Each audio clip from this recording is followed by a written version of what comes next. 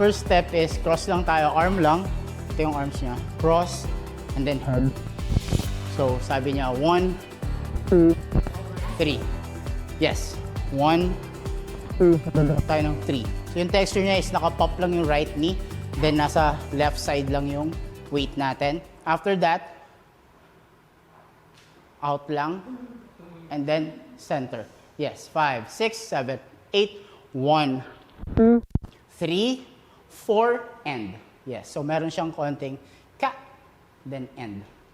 Then, 5 and 6. Yes. One more time from the top. Pawis na agad ako, di pa nag-start.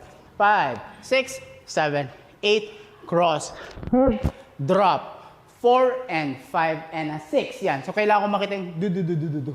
Kasi it's ito sa mga symbols natin, di ba? Nanginginig. Tarararara.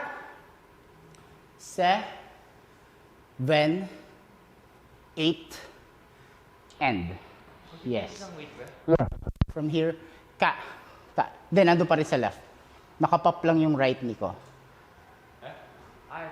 Yes. Then, ka. Yan, nandito pa rin sa left. Okay? One more time. 5, 6, 7, 8, 1, 2, 3, 4, and 5, and a 6, 7, 8, end. Then, extend lang tayo ng 1, 2, 3, 4. Yes. Try natin from the top. 5, 6, 7, 8, 1, 2, 3, 4, and 5, and a 6, 7, 8, end. Okay, this time kailangan pare-pares tayo.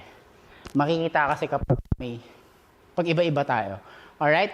Try natin ulit. Linisin natin. So, cross, head, drop. Look at my texture. Yes. Then, ka. Yes. So, meron siyang pop ng konti sa left. Transfer weight. Then, bu-bu-bu-bu. So, kailangan makita yung ta-ta-ta-ta. Yes. Ganito pala yung experience dito, no? Akala ko kasi dati chill lang ako, nakaganyan lang. 5, 6. Ngayon kasi pwis na pause. Artista ka na, coach.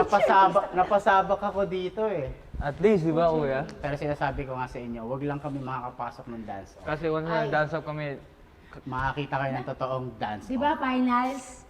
Ito yung practice, parang practice pero gano'n. 14, di ba? Pero ate, tara na, game. Talong ko muna. Talon. hindi Kasi hindi naman talaga kayo kasama dun eh. Joke lang. Joke lang. 5, 6, 7,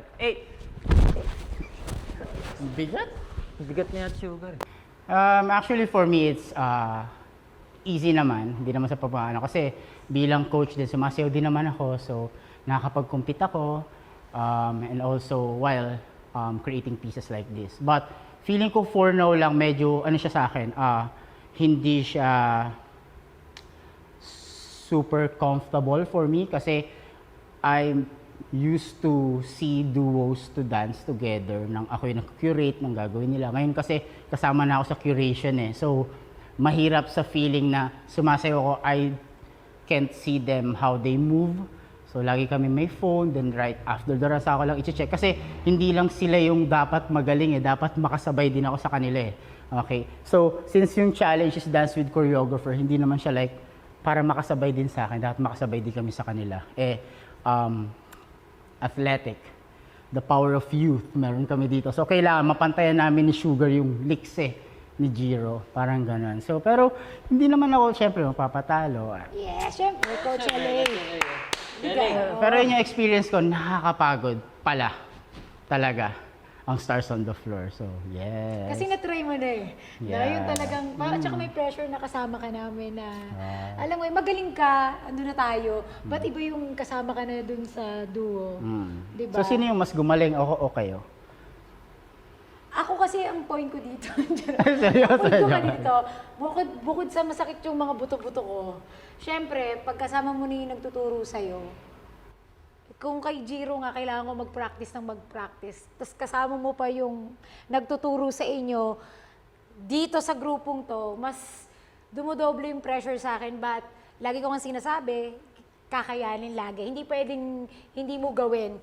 Kasi kasama mo na yung nagtuturo, kasama mo na yung dalawang magaling. So kailangan talaga ibigay mo yung best mo. And eto talaga is mabigat kasi ako to. Parang as a nanay.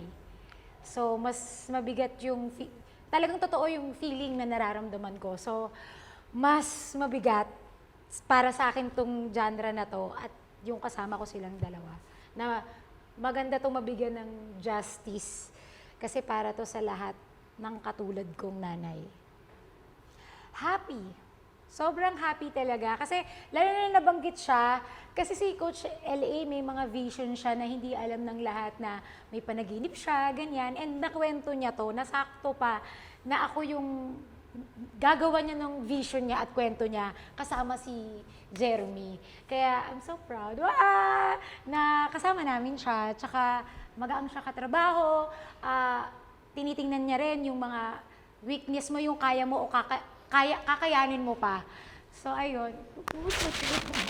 Nakakapi ko. Ay, sorry. Si Jeremy. Hindi, kasi Kelly, matagal ko siyang kakilala talaga. Gata Pero, pa siya. nung bata pa ako nun, as in nakasama ko siya sumayo, pero ngayon kasi iba. Kaming tatlo lang nandito, si KLA, mas Pro. alam mo yun, mas mararamdaman ko yung power. Siguro sa ano na yun, madadala rin ako. Kaya mas maganda rin na may mas malakas sa akin para kasi Ate Sugar, nagbibigay ako sa kanya ng power, tapos nabuboost ko siya. Si KLA naman, siya yung magbibigay sa akin ng power. Para maboost ko. Parang pag ganun lang kami, nakakulay kami lagi. Ayun, masaya lang. Every time na kami, nagko-choreo, very open kami sa mga ideas ng isa't isa. Ayun, Kung paano pa mapapaganda yun. Stars on the floor.